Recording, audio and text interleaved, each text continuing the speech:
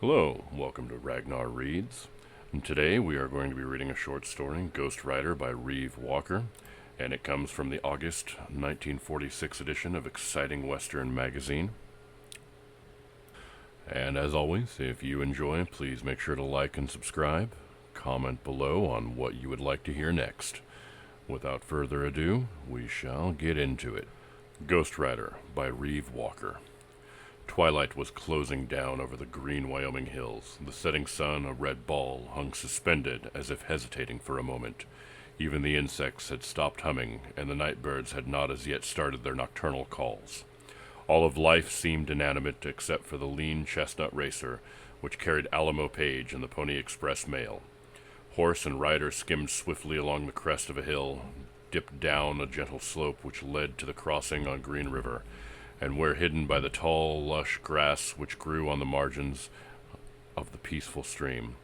Alamo Page was a little man, but a mighty warrior. He weighed 120 pounds with full equipment, but he had the wide shoulders and powerful arms of a middleweight. Page was the ace of the Pony Express riders who carried the mail for Russell, Waddle, and Majors. The mail always went through. Alamo Page crouched low across the neck of his fast horse as a feeling of uneasiness swept over him. It wasn't fear. Page feared nothing that he could see. This was something different, as though unseen eyes were watching him, or perhaps a portent of impending disaster. The lean racer stretched out and put a renewed burst of speed as they swept through a low grass-grown swale. Then the horse tripped. The racing animal went down as though its legs had been cut from under it by a mighty blade. Alamo Page was hurled through the air and his head struck a small tree. For a moment he was stunned. As the chestnut racer rolled over and came to its feet, a man rose up from the bushes and snatched up the macala, the leather blanket bearing the mail. The horse jerked loose and ran away. The man ducked out of sight just as the sun sank behind the distant horizon in the west. Insects began to hum, and the night birds began to call in muted tones. Alamo Page still lay motionless where he had fallen. A rope whisked out from the brush and snared one of his very small boots. Then a horse appeared and dragged the Pony Express rider roughly into the clear as two men stepped out of the heavy bracken. Alamo Page was not wholly unconscious, but his brain was foggy from the terrific fall. He was not sure that he heard voices in the hazy distance, and he did not see the tall, thin man who drew a heavy pistol as he stepped forward. The pistol swung down viciously to club Alamo Page on the head, and the fading light vanished as the Pony Express rider lost consciousness. Quickly, the second man drew a bowie knife from a scabbard on the left side of his belt. He lunged down at the unconscious jockey in the gathering gloom, and the tip of his blade was stained with crimson as he withdrew the razor-honed knife and plunged it into the grass roots to clean it. "Throw the loop off of his boot, Bowie," the tall man growled at the knife wielder. "Todd is coiling his twine, and I see he has that mochilas. Alamo Page has carried his last batch of mail for the Pony Express." Bowie Crane threw off the noose, and Todd Lamson rode up with a flat mail blanket over his right arm. He grinned at the tall man, whose bald, yellowing head was like a skull in the semi-darkness. "Better get on your horse, Jay Turner," the roper said quietly. "We all had a grudge to settle with Alamo Page. Now his pards can plant him down along the river if they find him. Let's head for the hideout." Alamo Page groaned and opened his eyes. For a moment he remained quiet as he tried to get his bearings. He grimaced wryly as memory concerning what had happened came back to him. Now it was pitch black. Only the early stars studded the night here and there. Page remembered the stumbling fall of his racing horse and his own flight through the thick bracken. He had also remembered the distant voices and the blow on the head which had knocked him unconscious. A pain in his left shoulder sent his fingers exploring under the heavy buckskin shirt, and a little murmur escaped from his tight lips as he withdrew a heavy folded piece of white silk. Nat Duncan's wife had told him to get the cloth in order to make him a new shirt. Page knew that the folded cloth had saved his life as he felt the tattered cloth which was moist with his own blood. Only the point of the knife had pierced his skin to make a clean, shallow wound. Though the blow on the head had glanced off, it had rendered him unconscious for a while. Page smiled grimly. He told himself he had been hurt much worse many a time. The jockey rider ignored his injuries, and he went about the task of reading a sign. He crawled up the trail where it passed between two cottonwood trees. He knew that a rope had been tied between the trees, just about ankle high. The rope was gone, but Page found the scars on one of the trees where the hemp had cut deeply into the green bark. Page leaned back against the tree until a wave of dizziness had passed. He could see a faint shimmer about 50 yards away where the Green River lapped at the grassy banks. He crawled down the river bank and doused his head beneath the clear, cool water, and the dizziness passed. Soon his strength began to return. A horse snorted off to the right, and Alamo Page made out the outline of the chestnut thoroughbred. Talking softly, Page made his way through the grass and found the bridle reins caught in a dead tree near the water. "Easy, hoss," Page whispered, as his big hand stroked the quivering racer. Then those oversized hands of his pressed down the slim front legs as he spoke. He felt the rope burns where the taut rope had tripped the running horse, and Alamo Page growled deep in his throat. Texas-born Alamo Page had been well taught in plainscraft. He could read sign an ordinary man might have missed.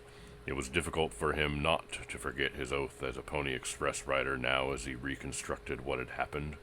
He had promised not to use intoxicating liquors or to use profanity, also to guard the mail with his life. The evidence was plain. His horse had been tripped, and he had been roped by the right boot. He remembered that much, and he knew that he had been clubbed with a gun.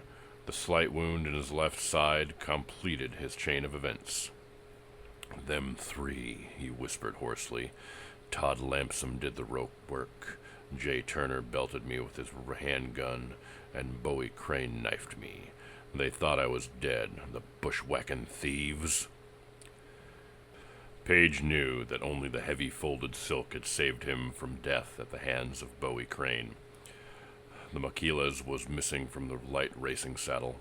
Now it was becoming clear to Alamo Page. One of the packets in the mail pouch contained $10,000 in cash. Cal Fowler was buying the Powder Rim Ranch, and the owner had demanded cash. Page was positive about the identity of his attackers, and then he remembered something else.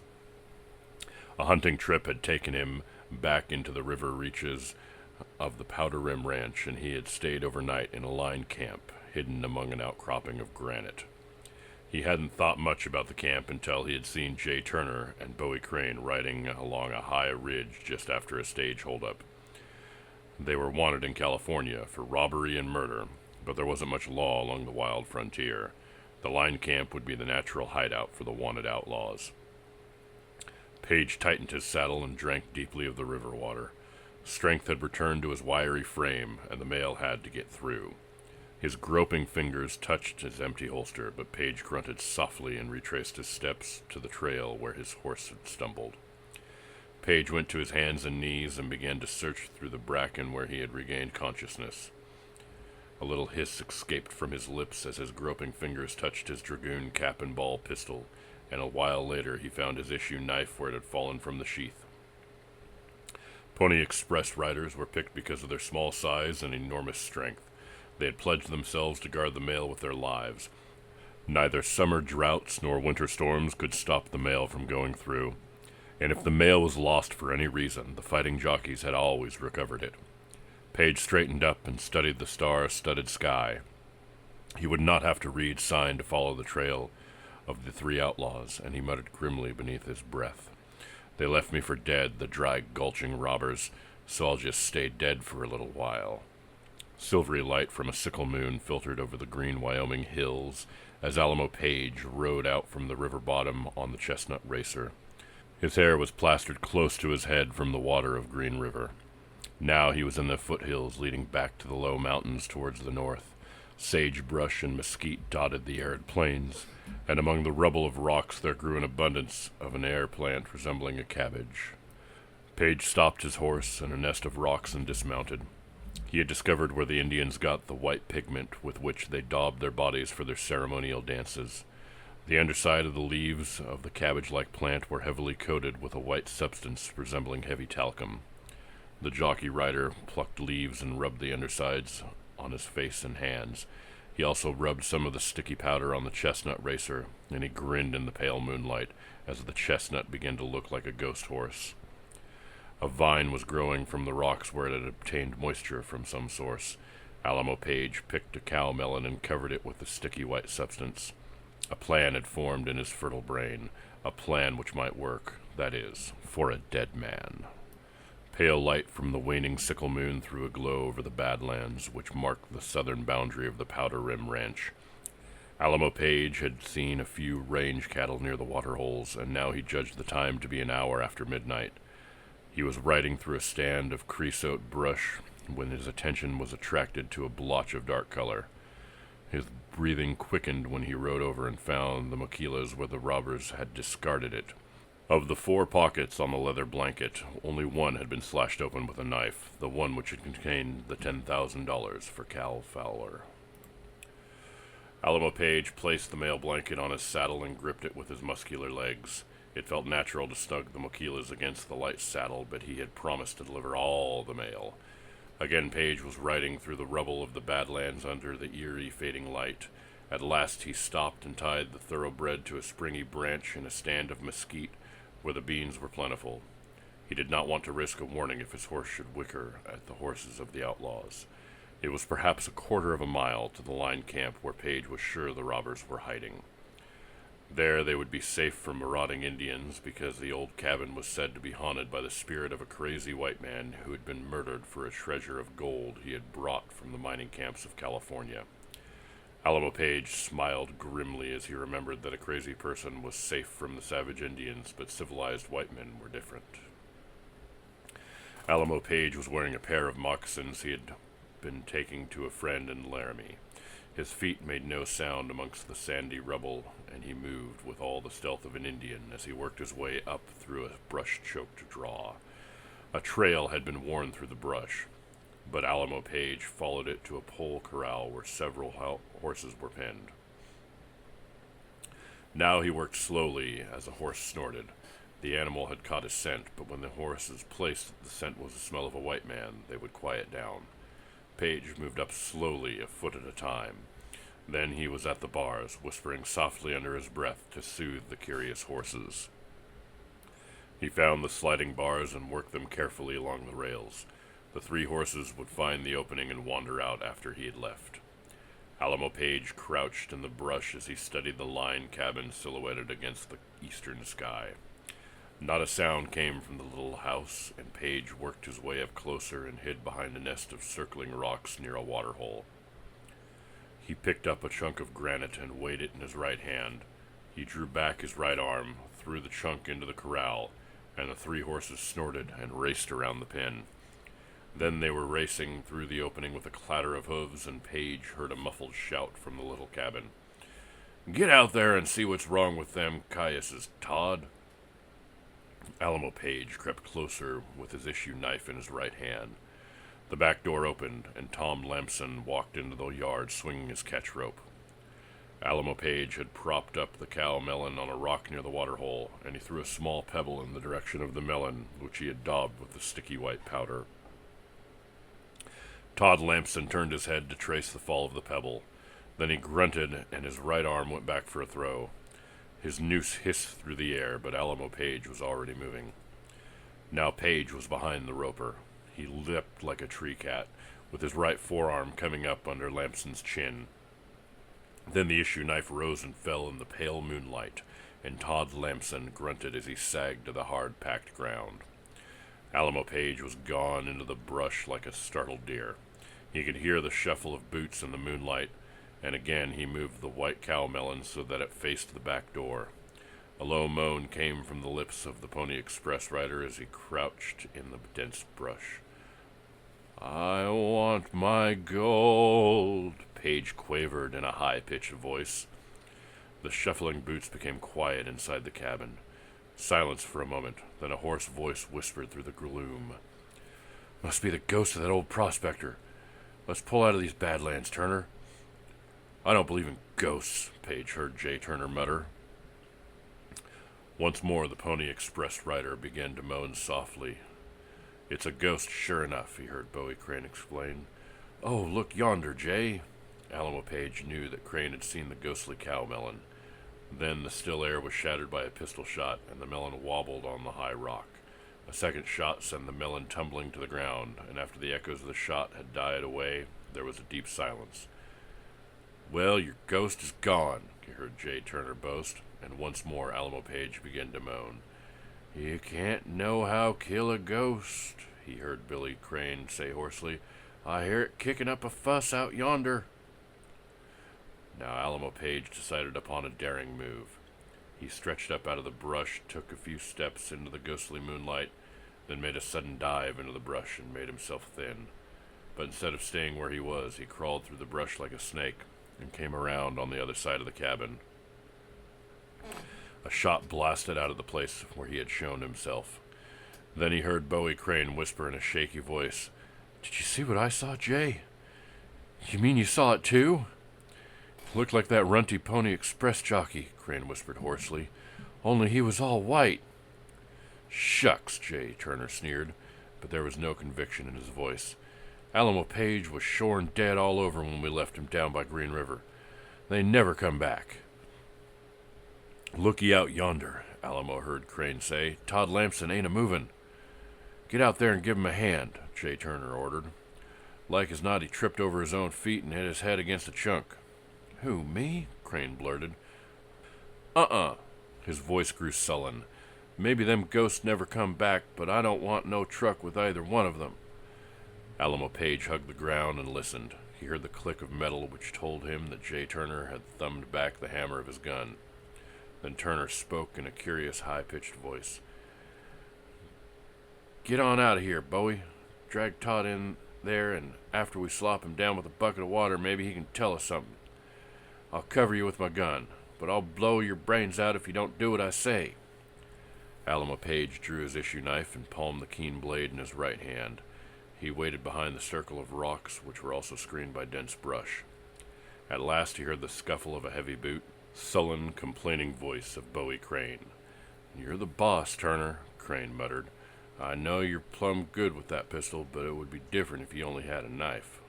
"It is different," Turner growled. "You make a pass at me with that knife and I'll blow you out from under your hat." "I'm going," Crane muttered, and Page saw a bulky form appear in the cabin door.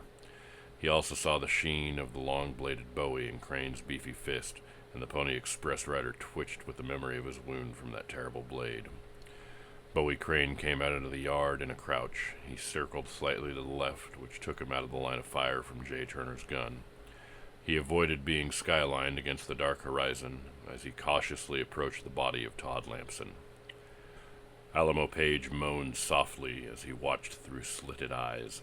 Bowie Crane had knifed him while he was unconscious and left him for dead beside the river.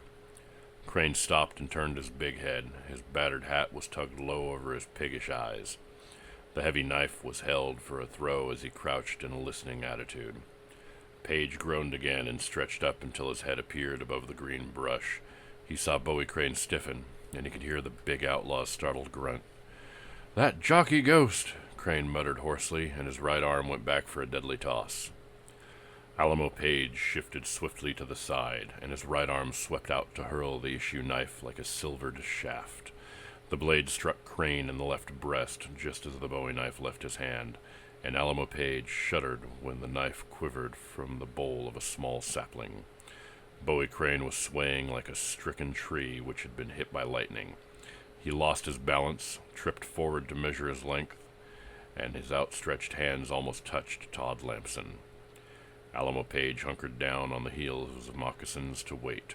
Silence for a moment, after which Bowie Crane's boots began to rattle a tattoo on the hard ground. Then the hoarse whispering of Jay Turner came from the line cabin. "Don't try no tricks with that knife, Crane. Drag Lamson back in here and quit that shaking like a skeleton." Alamo Page smiled without mirth as he muffled his mouth against the sleeve of his hunting shirt. A low, wavering moan drifted through the still night air, growing louder as Page withdrew his arm from his mouth, and dying away to a whisper of sound as he muffled his voice. Page did not see Jay Turner appear at the door, but he heard the outlaw's startled gasp, which told him that Turner had discovered Bowie Crane on the ground near Todd Lamson. Then Turner's voice whispered through the hazy gloom, "Bowie, you all right?" Alamo Page began to groan softly with his head turned away. He wondered if Turner would venture into the yard, and the Pony Express rider loosened the cap and ball pistol in his skin scabbard. Once he thought he saw a shadow on the floor near the door, but he could not risk a shot to make sure. Jay Turner was a dead shot with a Colt, and if his two partners were dead, there would be that much more loot for himself. Alamo Page again smiled coldly. A man on foot was at a disadvantage on the plains where he would be easy prey for the nomadic Indian tribes. The 3-horse had stampeded, and it would require another horse to catch them. "You, Bowie," Jay Turner called again, but now his voice had a nervous rasp in it. "Answer me, or I'll make a ghost out of you." Alamo Page knew that the outlaw's nerves were on edge. He also knew that Turner would have to shift far to the right to see the sprawling form of Bowie Crane, and Page watched the bottom of the open doorway on that side. He could hear a dragging sound inside the cabin, and then all was still. Suddenly a pistol roared savagely and burst into flame almost at floor level, and Alamo Page saw the body of Bowie Crane twitch convulsively under the impact of the heavy slug. "Him and Todd Lamson must have tried to kill each other," Page heard Turner mutter. "Me, I don't take no stock in ghosts." Alamo Page turned his head and groaned softly. Then he muffled his voice and spoke haltingly. "I want the mail. Got to deliver the mail." He could almost feel the silence which pressed down after his startling announcement. Would he have to wait for daylight and then keep Jay Turner forted up inside the line cabin until the outlaw's grub ran out? Alamo shrugged and dismissed that thought. He had eaten a hearty supper before leaving Green River Crossing with the mail, and the outlaw would at least have some supplies in the cabin. A hail from the cabin caused Page to jerk up his battered head. "Hey, Ghost, which one are you?" Page decided that if he had his druthers, he might as well have the odds on his side. But it was a funny question for a man who did not believe in ghosts. Now it sounded as though Turner was not sure. Alamo Page muffled his mouth against the sleeve of his buckskin shirt. "I want my gold," he whispered in the high, quivering voice of an old man. Then he took a deep breath. "I want the Pony Express mail," he added in low, deep tones. "You can't get away from us." "I ain't got the mail," Jay Turner answered after a pause. "We threw the pouch away." "I found the mochilas," Alamo Page answered sternly. "One of the packets had been opened with a knife." Alamo Page then did a strange thing. He crouched low behind his nest of rocks, fumbled on the ground until his fingers touched the punctured cow melon, and he picked it up gingerly. The sticky white substance gleamed through the gloom like a skull, and Page found a short branch and thrust the end through a bullet hole in the ghostly melon. "I want my gold," he wavered in the voice of the old prospector. As he spoke, Page pushed the melon up over the rim of the rocks. A shattering roar blasted from the open cabin door, and the melon jerked back as the heavy slug struck its center. Alamo lowered the melon and moved to the east. Then he again pushed the melon up over the rim rock. Again the shattering roar blasted the night apart, and the melon fell to the ground in several pieces. "I want my gold," Alamo Page whispered as he moved back to his former position. "You're dead, old man," Turner shouted, and his voice sounded a bit more confident.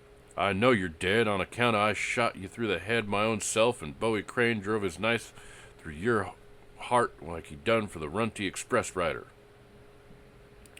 Upon hearing this horrible boast, Alamo Page felt the blood turn to ice in his veins. The tall outlaw admitted one murder, and Turner was also sure that Alamo Page was dead. Page felt no remorse for two sprawling forms in the yard between his hiding place and the line cabin. They were killers, and the Pony Express rider was an advocate of survival of the fittest. Alamo Page remained silent as he thought hard. If Jay Turner had admitted murder, perhaps he would talk some more with his mouth wide open. At least it was worth a try. "What did you do with my gold?" Page quavered. He heard Jay Turner chuckle in the gloom of the cabin. "We spent most of that in California gold down Laramie Way," Turner boasted. "I still got a poke of it hid out under my bunk. Come on in and get it, old man." Alamo Page listened intently, but now his nostrils were flaring with the desire for battle. He had seen the old prospector occasionally in Laramie when old Dad Burns had come down for provisions. A harmless old man, 70 years old, an ancient pioneer who rode a sway-backed old mare and who had told many a stirring story about the wild gold camp of San Francisco. Alamo Page swallowed hard as memory gripped him. He had helped carry the plain pine box in which old Dad Burns had been laid away in what the old miner had called his other clothes, a suit of black broadcloth gown green with age. He had been killed by a bullet between his kindly old eyes and a deep knife wound through his stout old heart. The Pony Express rider gulped and shrugged his square shoulders. Old Dad was gone, and he wouldn't be needing anything, but the mail was something different. The mail must go through. Alamo Page gripped the handles of his gun as he stared across the gloom-shrouded yard. Now a leaden finger was plucking at the eastern sky to announce that daybreak would not be long delayed. Perhaps he could find out something about the missing 10,000 which had been consigned to Cal Fowler, and which had been entrusted to the Pony Express for safe delivery. Page took a deep breath and spoke clearly. "Alamo Page speaking, Turner. I want that 10,000 in currency." "What?" he heard the startled outlaw bark. "You sound like that runny jockey in the flesh." "I am in the flesh," Alamo Page answered truthfully. "You don't believe in ghosts." "You ain't him," Turner contradicted. "I'd take my swear on that. Not after Bowie did his work." "You can't kill a Pony Express rider," Page said dolefully, and again his voice was muffled. "I want that $10,000 for Cal Fowler. He has to pay it over at noon or lose the Powder Rim Ranch." "To the devil with Cal Fowler!" the outlaw blazed back viciously. "That's for why we stuck up the mail. We had a safe hideout, and you was the only one who saw us back there in these hills. I should have killed you the day after Dad Burns was planted." Alamo Page decided on the last desperate chance. He slipped away through the brush, feeling confident that Turner would not leave that line cabin. He headed for the mesquite thicket where he had tied the chestnut racer. The horse was eating beans and seemed thoroughly rested. The sticky white powder still coated its glossy chestnut coat, and Alamo Page threw off the slip knot and vaulted into the saddle. A moment later he was riding through the dying night in the last rays of the sickle moon. Page heard a voice as he drew near to the line cabin. J. Turner was talking, and Page threw back his head and moaned. He kept out of pistol range as he circled the cabin and rode along the rim rock. He made no effort to avoid being skylined as he held the white-coated horse to a slow walk. A shot blasted out from the cabin, but Alamo Page only shrugged. He took his little bulge from the saddle where it was held by a bit of wang leather. The bell was encrusted and bent, but Alamo Page raised the bugle to his lips and blew a blast. Another shot whistled harmlessly through the brush below him. Page reined into a thicket, slipped from the saddle, and tied the horse to a springy branch. Then he crouched low and made a stealthy way back to his hiding place behind the circling nest of rocks which faced the lined cabin door. "You can't no-how fight a ghost," J. Turner screamed. "I want that 10,000, Alamo Page said softly, as though he had been there all the time. "Come and get it," Turner screamed. "A ghost can't have done for Todd Lamson and Bowie Crane, and you don't pack the grit to face me for a shootout." "You can't shoot a ghost," Page answered in a hollow voice. "It wouldn't be a fair shake." "Who are you?" Turner whispered hoarsely. "Maybe I'm a ghost rider, but I feel like Alamo Page." The answer came softly across the clearing. "It's coming on daylight, Turner. The boys will be looking for me when I don't show up, and I left a plain trail to follow." There was a silence for a moment. This seemed to indicate that J. Turner was thinking. When he spoke, it was like a man who had made a decision. "I don't take no stock in ghosts, and when I kill a man, he's dead all over. I'm coming out, and I've got that 10,000 in my pocket." Alamo Page began to breathe deeply. He stretched out his feet, sweeping over a clump of brush. He saw a vague, slender shape blot out the open doorway. Slowly, J. Turner walked into the yard. "Shoot, ghost!" Turner taunted brazenly. I'm clearing out of Wyoming, but I might as well take what them two pards of mine have in their clothes. Alamo Page drew his pistol and watched the advancing outlaw. Jay Turner was not afraid. He'd given the outlaw that much. Turner stared curiously at Bowie Crane, leaned over, and plucked the issue knife from the dead man's breast. So it wasn't a ghost, Page heard Turner mutter. And now that the light was getting stronger, I ain't afraid of anything I can see. But you're jumpy, Page taunted in a whisper. You'd shoot at anything that moves, and your gun must be running dry. Jay Turner straightened up and turned his head. He was without a hat, and his bald head gleamed like a yellow skull in the pre-dawn light. His eyes were drawn and puckered as he tried to place the spot from which the voice came. After a time, he shrugged his thin, stooped shoulders. Ghost or not, step out and bring me powder smoke, Turner said quietly, and holstered his grimy gun. I ain't never been beat at the draw up to now.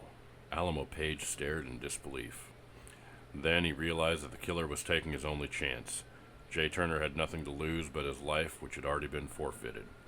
If the outlaw won this gamble with death, he would ride out of Wyoming a free man with money in his pocket.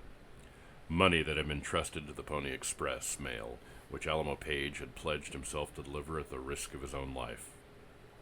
Alamo Page pouched his pistol and straightened his shoulders. Promptly he stepped from the bush into the clearing. He heard a startled gasp from the stiff lips of the tall, slender killer. Alamo Page, and you are a ghost!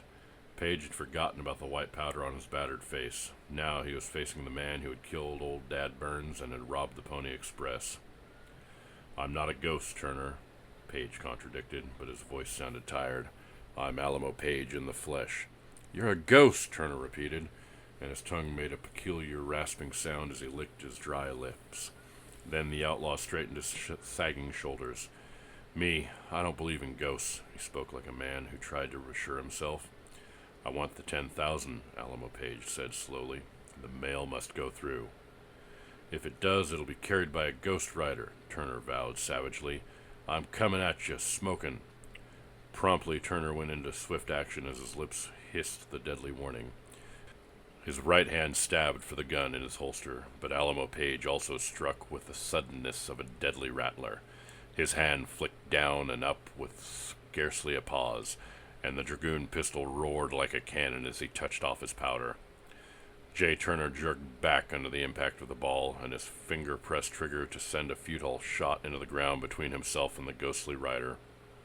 Turner swayed forward, buckled at the knees, and sagged to the ground like a limp buckskin shirt. His scarred boots rattled briefly and came to a rest. Alamo Page staggered from weariness as he paced forward, stiff-legged, like a dog on the fight. He stirred the body of Turner with the moccasin foot, reached down and felt inside the hunting shirt, and found a crumpled envelope. The envelope had been opened, but the stiff paper currency was intact. Page stuffed the letter into his pocket and slowly shook his head.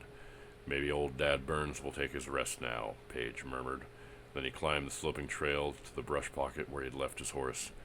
He grinned as he mounted the saddle on the white-coated horse. The mail must go through, Alamo Page said with a little smile, tugging at the corners of his harsh mouth, even if it had to be carried by the Ghost Rider. And that ends our tale of the Ghost Rider. I hope you enjoyed. Once again, like, subscribe, comment down below if you have a request and or suggestion for what I should read next. I hope you all have a wonderful day, and thank you very much for listening.